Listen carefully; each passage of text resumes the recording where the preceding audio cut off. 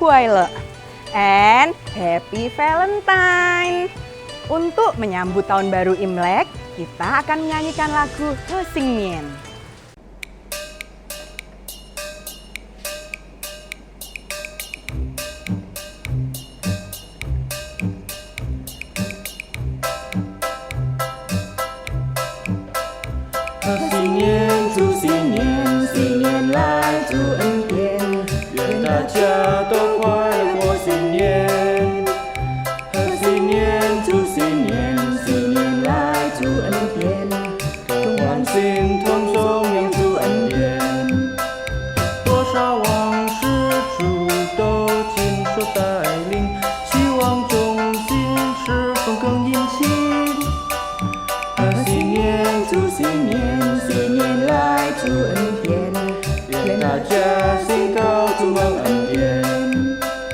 Kami mengucapkan selamat tahun baru.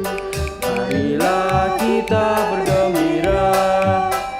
Kami mengucapkan selamat tahun baru. Marilah kita memuji Dia. Waktu lalu Tuhan selalu sertai. Mari sekarang giat melayani. Kami mengucapkan selamat tahun baru. Tuhan selalu memberkati.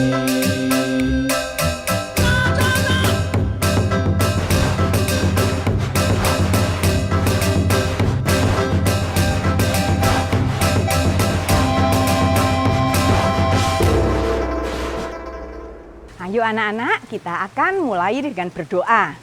Doa kita akan dibawakan oleh Ferdi. Mari teman-teman kita berdoa.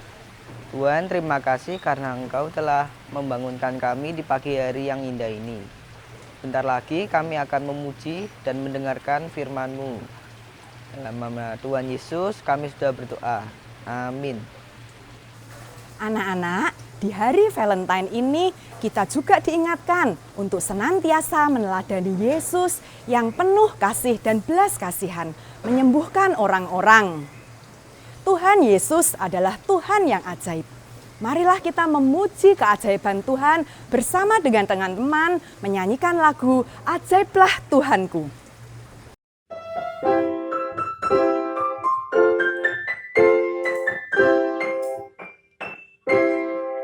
Ajaiblah Tuhanku, ajaiblah Tuhanku, oh Tuhanku Yesus, ajaiblah.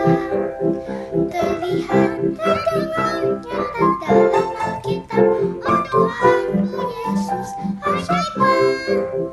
Ajaiblah Tuhanku, ajaiblah Tuhanku, oh Tuhanku Yesus, ajaiblah. Terlihat, terdengar, nyata dalam Alkitab, oh Tuhanku Yesus, ajaiblah. Dalam Alkitab, kita membaca bahwa Yesus menyembuhkan orang-orang cacat. Apa saja kecacatan yang dimiliki oleh manusia?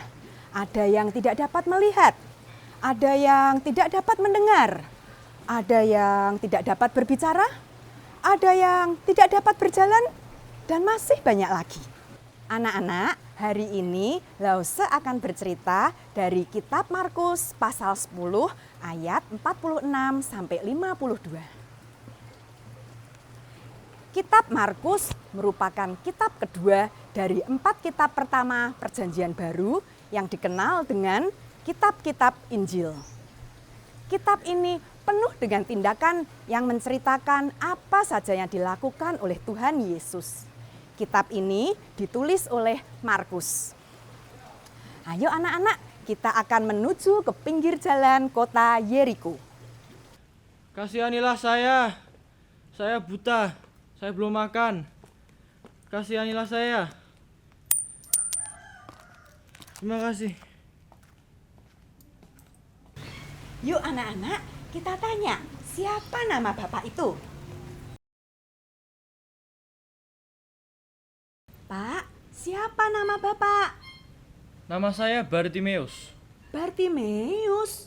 Iya, Bar artinya anak. Bartimeus artinya anak Timeus. Ayah saya Timeus. Jadi Bartimeus berarti anak Timeus. Oh, setiap hari Bapak di sini ya? Ya, mau gimana lagi? Saya buta, tidak bisa bekerja, hanya bisa mengemis. Waktu saya kecil, orang tua saya yang mengambilkan makan, mencuci pakaian. Tetapi sekarang sudah dewasa, saya harus mengemis untuk mendapatkan makanan. Pekerjaan mengemis itu sangat berat. Saya selalu kena panas matahari, dingin, hujan. Dan mengemis juga sangat-sangat membosankan. Setiap hari saya hanya bisa duduk dan minta belas kasihan orang lain. Saya tahu, Pak. Ini saya beri sedekah. Terima kasih. Anak-anak, kasihan sekali ya Bapak Bartimeus. Dia buta, tidak ada orang yang mengenalnya. Siapa yang mau berteman dengan pengemis buta? Tidak ada. Meskipun Bartimeus buta, tapi dia dapat mendengar dengan baik. Dia dapat mendengar langkah-langkah orang yang melewatinya. Dan dia bisa tahu, apabila langkah itu berat, berarti laki-laki. Apabila langkah itu ringan, berarti wanita. Kalau langkah itu cepat, berarti anak-anak. Dia juga dapat mendengar percakapan orang-orang jikalau mereka berada tidak jauh dari dia. Dan biasanya orang-orang itu bercakap-cakap dengan suara yang keras. Tidak ada yang mempedulikan pengemis yang buta. Suatu hari, Yesus dan orang banyak melewatinya. Mereka sedang meninggalkan Yeriko dan akan pergi ke suatu tempat. Kemanakah mereka akan pergi? A. Tempat asal orang Majus. B. Yerusalem. C. Betania. Betania. Salah. Yuk kita buka Markus 10 ayat 32a untuk menemukan jawabannya. Yesus dan murid-muridnya sedang dalam perjalanan ke Yerusalem. Yesus dan murid-muridnya melewati kota Yeriko. Bartimeus mendengar orang banyak berkata, Yesus orang Nazaret melewati pinggir jalan Yeriko. Ada apa ya? Kenapa ramai sekali? Apa yang terjadi? Yesus orang Nazaret datang ke Yeriko. Yesus, anak Daud, kasihanilah saya. Kasihanilah saya. Yesus, anak Daud, kasihanilah saya. Diam, jangan teriak-teriak. Anak Daud, kasihanilah saya. Anak Daud, kasihanilah saya. Panggillah dia. Kuatkan hatimu. Berdirilah, ia memanggil engkau. Apa yang kau kehendaki supaya aku perbuat bagimu? Rabuni, supaya saya dapat melihat. Pergilah, imanmu telah menyelamatkan engkau. Oh, saya bisa melihat. Anak-anak, lihat. Yesus anak Daud telah menolong aku. Anak-anak, tadi kita telah mendengar cerita tentang Bartimeus. Pelajaran apa yang dapat kita ambil dari cerita Yesus menyembuhkan Bartimeus? Yesus pasti adalah Allah, karena hanya Allah yang menciptakan mata manusia dan sanggup mencelikkan mata orang buta sehingga dapat melihat. Apa yang Yesus tanyakan kepada Bartimeus sebelum dia menyembuhkannya? A. Apa yang diperintahkan Musa kepadamu? B. Mengapa engkau begitu ketakutan? C. Apa yang kau kehendaki supaya aku perbuat bagimu? Apa yang kau kehendaki supaya aku perbuat bagimu? Iya betul, Yesus ingin Bartimeus menunjukkan bahwa ia percaya bahwa hanya Yesus yang mempunyai kuasa untuk menyembuhkan. Dan Yesus ingin Bartimeus menunjukkan imannya kepada Yesus. Bagaimana Bartimeus menyebut Yesus? Yesus anak Daud. Bartimeus tahu bahwa Mesias berasal dari keturunan Raja Daud. Dengan menyebut bahwa Yesus anak Daud, artinya Bartimeus percaya bahwa Yesus adalah Sang Mesias. Apa yang diminta Bartimeus dari Yesus? A. Uang. B. Makanan. C. Penglihatan. Penglihatan. Ya, betul. Hanya Yesus yang dapat memberikan apa yang Bartimeus butuhkan. Yesus adalah Allah dan hanya Dia yang mempunyai kuasa untuk menyembuhkan. Apa yang dikatakan Yesus kepada Bartimeus? Imanmu telah menyelamatkan engkau. Orang beriman itu berseru, "Yesus, anak Daud, kasihani aku." Tapi murid-murid Yesus berkata, "Diam!" Bartimeus tetap berseru, "Anak Daud, kasihani aku." Iman sejati adalah iman yang mempunyai ketekunan, dan iman itu tidak bisa didiamkan. Ini urusannya bukan antara dia dengan murid-murid, tapi antara dia dengan Yesus. Orang buta ini tidak mau diganggu. Ayat 49 merupakan ayat yang sangat indah. Di situ dikatakan, lalu Yesus berhenti. Mengapa Yesus berhenti? Bukan karena ada selebritis, bukan karena ada orang terkenal, tapi ada orang buta yang tidak dikenal orang di pinggir jalan. Maka Yesus berhenti. Kita hidup di budaya modern yang tidak ada yang berhenti. Yang ada adalah orang meninggalkan orang lain. Kamu tidak cepat, ya aku tinggal. Kamu lambat belajar, kamu lambat bekerja, ya aku tinggal. Yesus punya waktu. Kita anak-anak modern tidak punya waktu untuk orang lain. Kita tidak mau berhenti untuk orang-orang yang tidak dianggap oleh masyarakat, untuk teman-teman kita yang lambat, untuk orang miskin. Itu tidak penting. Tetapi untuk orang-orang yang tidak penting ini, Yesus berhenti. Yesus berhenti untuk Lause dan anak-anak. Kita jatuh, kita berdosa, dan Yesus berhenti untuk kita. Orang buta itu menghentikan langkah kaki Yesus. Nah, siapa yang tidak mau berhenti? Murid-murid Yesus tidak mau berhenti. Mereka mau ke Yerusalem yang merupakan puncak pekerjaan Tuhan. Mereka tidak mau diganggu oleh urusan-urusan yang tidak penting.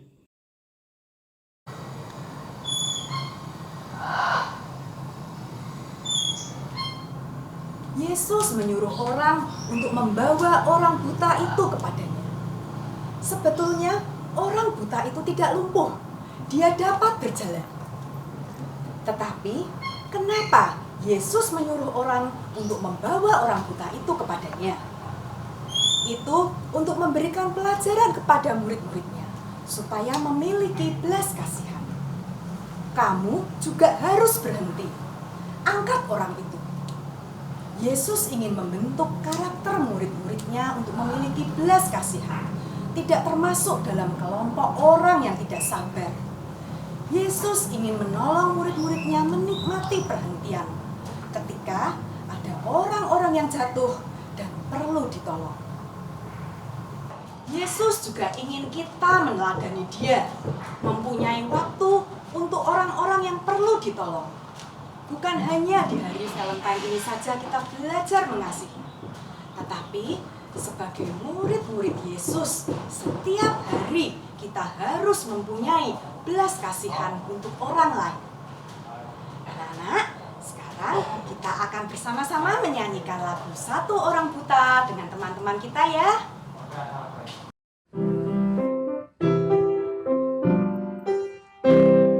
Ada orang buta, tujuh minta-minta, tiap-tiap hari di pinggir jalan. Pada suatu hari, Yesus mendengarnya, orang buta itu disembuhkannya. Celik matanya,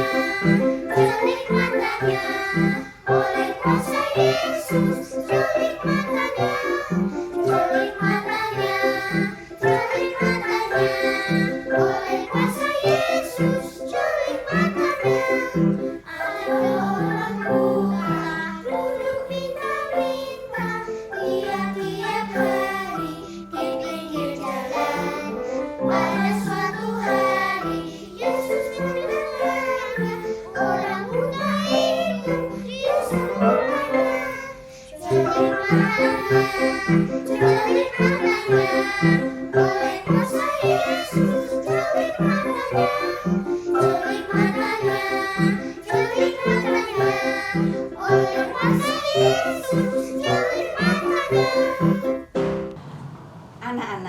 kita senang ketika Yesus melakukan mukjizat-mukjizat yang ajaib. Hal itu dimaksudkan untuk menunjukkan bahwa Yesus adalah Allah, Juru Selamat, dan penebus dosa kita. Ayat hafalan kita pada pagi hari ini diambil dari Yesaya 49 ayat 23c. Orang yang menanti-nantikan Tuhan tidak akan mendapat malu. Satu kali lagi ya anak-anak. Yesaya 49 ayat 23c. Orang yang menanti-nantikan Tuhan tidak akan mendapat malu. Sama seperti Bartimeus, kita pun orang berdosa dan tidak berdaya. Kita juga harus senantiasa menanti-nantikan Tuhan dan berharap kepada-Nya. Kita bergantung kepada Tuhan dan kasih karunia-Nya. Jika kita mau diselamatkan, kita harus percaya kepada Yesus, Anak Daud, Sang Mesias yang menebus dosa kita. Nah anak-anak, sekolah minggu kita hari ini telah selesai. Kita akan berdoa ya. Tuhan Yesus, terima kasih untuk firman-Mu pada pagi hari ini. Beri bagi kami iman yang sejati. Bentuklah karakter kami seperti Yesus, yang peduli dan penuh belas kasihan. Terima kasih Tuhan Yesus. Di dalam nama Tuhan Yesus kami sudah berdoa. Amin. Sampai jumpa anak-anak. Tuhan Yesus memberkati. Sekarang temanmu akan membagikan sedikit berkat untuk orang yang membutuhkan.